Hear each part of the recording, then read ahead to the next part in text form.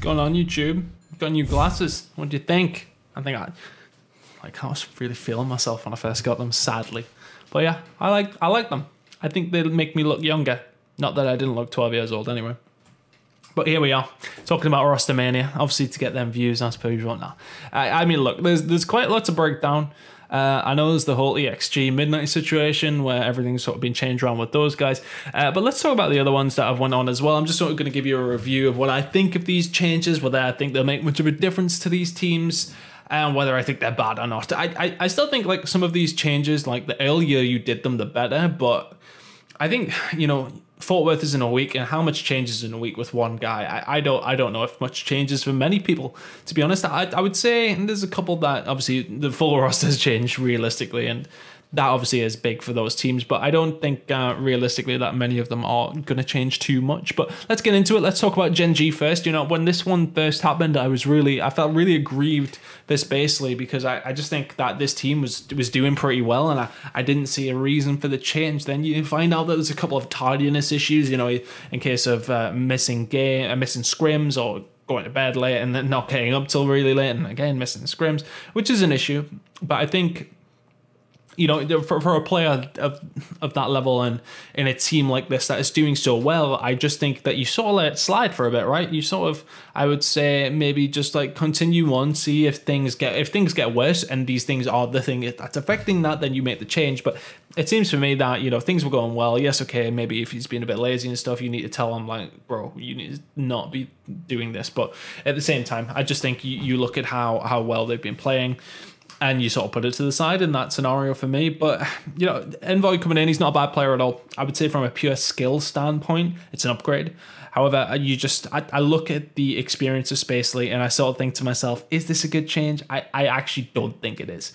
I think, you know, Envoy coming in, he'll be a good slayer for this team as well and will help out in that respect. But I think Geni might suffer at Fort Worth. They will slowly get better, of course, but I think coming into Fort Worth, losing Spacely for Envoy, I think it'll hurt them in where I thought they were going to finish. So I'd rate this as not necessarily the best sort of change. Let's talk about Reciprocity, because they did make a change, but it was very early on. Dylan is now in. Denz is back to sub instead of Dylan, of course, who was their sub. You know, after how Record looked, I was expecting this change to happen. I was expecting Dylan to come in. I knew about this before it had actually happened, and I was theorizing who he was going to change against, because all I knew is that Dylan was getting his shot. I feel like I feel bad for Denz, because he's the one that's been sent to the slaughter, so to speak. He's still staying in the team, and it looks like everything is good between him and Reciprocity from how he reacted, which was admirably in comparison to some of the other things we've seen. But I think realistically, I do feel bad for him, because he was an AR player. He should have been in the Maddox for this team, playing an SMG role, and he's just not quick enough for this role, especially to keep up with Zed. Now, looking at Dylan, he brings that tenfold. Like, the speed is going to be there for Reciprocity. I absolutely think that this change will benefit them. I just think that Denz was sort of the wrong player at the wrong time for them. I think he was a good pickup, and it was a really good pickup for Denz to come in, and he maybe could come into the fold. You know, I think if one of their AR players doesn't perform with Dylan in the team, Denz could definitely step into that role.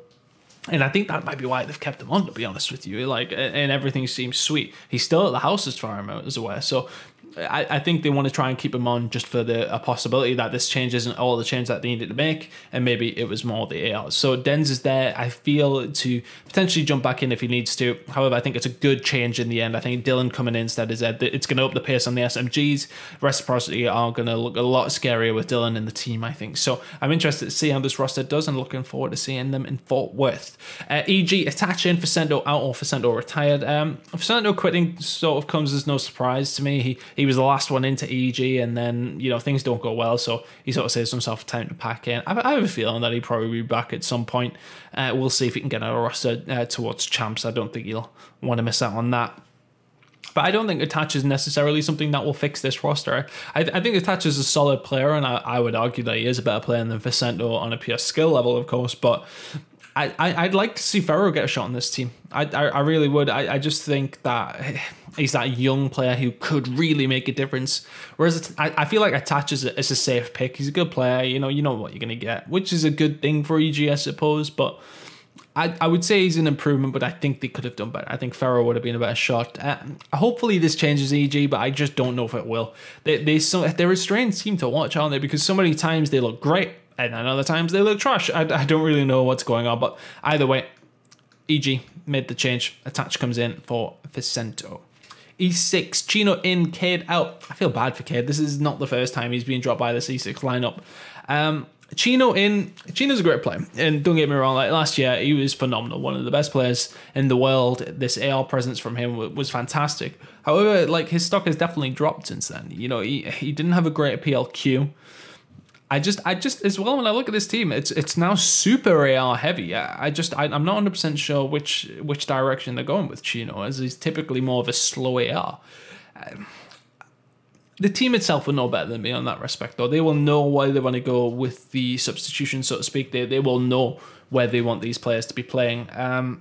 I think the experience will be good for them, but I actually just don't think that it's going to make any difference to this team. I don't think it really changes E6 in a positive way. I think, yes, okay, the experience is good, but from a pure skill standpoint, Chino hasn't really set the world on fire for me this year so far.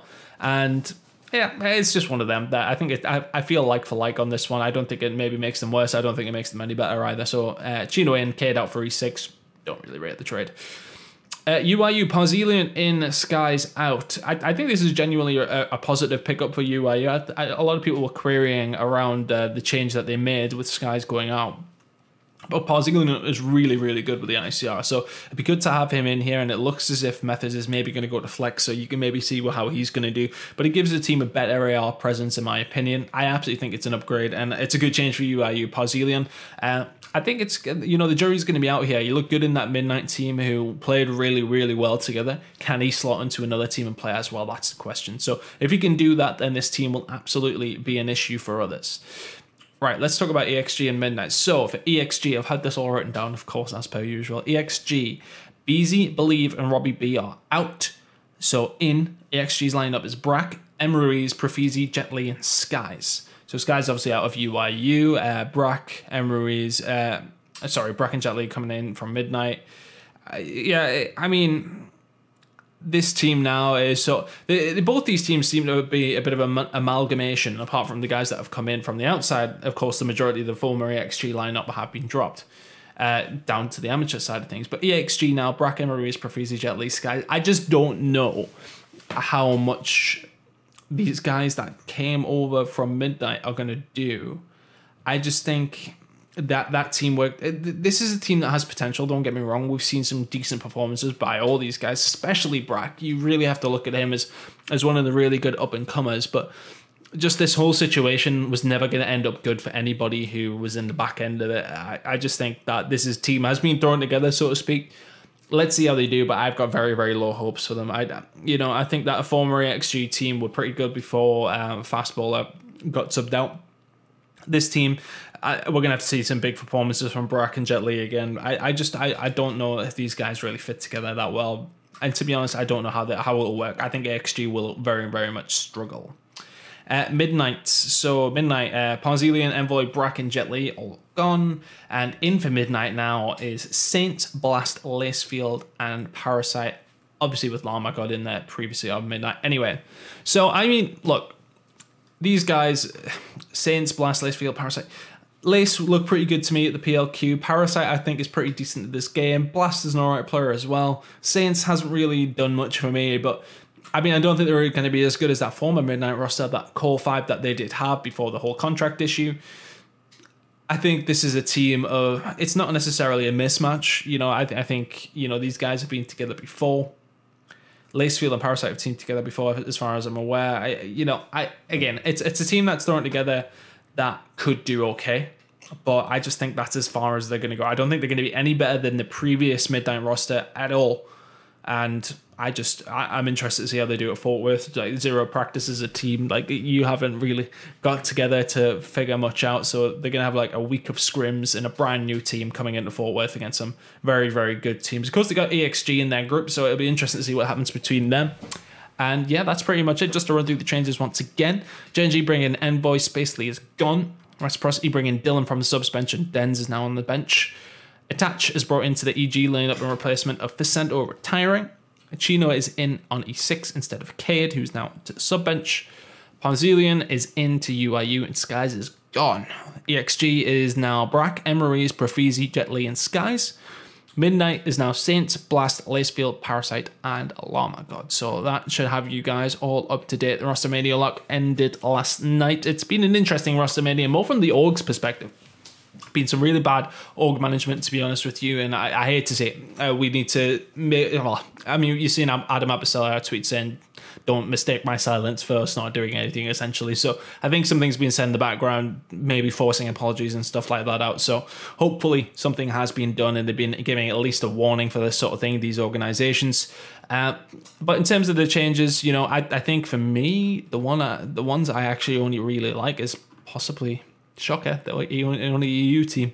Dylan in for Denzel. I like that change. Other than that, I just think these guys will know if these changes are being needed to be made, and obviously they felt that this is the decision they had to make. However, I just look at the changes that have happened and just think, all right, nothing has really set my world on fire about these. I don't think they're gonna really change these teams too much. Apart from EXG and Midnight, I think they're gonna be a lot worse, of course, in terms of an organization standpoint. But guys, if you did enjoy the video, please leave it a like and comment. Let me know what you think about these changes. Are you like me? Are you like, oh, wow, look at all these changes? I mean, look, realistically, it was an entertaining Rostermania, but nothing too juicy in terms of like big changes. I think, as I said, the Reciprocity one is a good one for them. I think they will be infinitely better. However, the rest, I don't think it changes very much. I said, leave a like, leave a comment, and we're gonna have the rest of the group breakdowns throughout the week. I wanted to put them off just while all this was going on, because I thought to myself, well, what's the point in doing a group breakdown if you don't even know the fucking team? But we're here now. We're here. We're sorted. Anyway, we are going to be back with those videos throughout the rest of the week. Please leave a subscribe and get those notifications on to find out when, and we will see you guys in Fort Worth and in the next few videos, guys. We will catch you then.